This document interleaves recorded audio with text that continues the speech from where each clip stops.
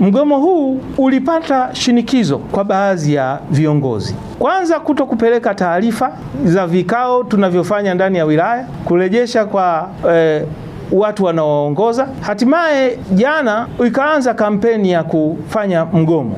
Nao hao walikuwa vinara wa kuhakikisha kwamba wanasimamia zoezi la mgomo lifanikiwe. Baadhi ya madereva wa daladala walikuwa wakiwazuia wasafirishaji wengine wasifanye kazi ya usafirishaji, mpaka kupelekea baadhi ya bajaji kuvunjwa vioo vyake na bajaji hiyo kumilikiwa na hao madereva, yani kwa kukaa ndani ya bajaji kuvizia bajaji zingine au wasafirishaji wengine kuendelea kuwahujumu wasiweze kufanya biashara zao za usafirishaji. Na kwa bahati mbaya zaidi tumewakuta wamepumzika katika bajaji hiyo wakitumia madawa ya kulevya, yani mirungi. Nao hao tumewakamata, tumewashikilia watueleze zaidi. Na kupitia hili, kupitia vyombo vya habari, niseme tu watu kama hivi wa aina hii kwa kweli hatungependa waendelee kufanya hivi. Na kwa sababu hiyo ninaelekeza jeshi langu la polisi kuchukua hatua kali ili kusudi jambo kama hili lisiweze kurudia tena. Nao ni viongozi wa Usaliva, Ngarenaro, Kisongo, Mushono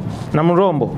Ni watu ambao tutapenda watusaidie. Ni nini hasa kimepelekea kufikia hatua hiyo ya mgomo, ili hali kila siku tuna uwezo wa kukutana na kujadili mambo yetu na changamoto zetu. Hatua hizi tuliamua kwa pamoja, na mimi kama mwenyekiti wa usalama nasema hatua hizi nilizoelekeza zifanyike, na hawa watu wanne nitapenda kesho nipate taarifa zao kutoka polisi. Kufikia saa hizi saa 11 saa 12 ya jioni, baadhi ya barabara zimeonekana zikiwa na daladala za kutosha na zinaendelea na shughuli za usafirishaji. Kwa hiyo nitumie nafasi hii kuwashukuru sana wananchi kwa uvumilivu waliofanya, na niwahakikishie jambo hili halitarudia tena.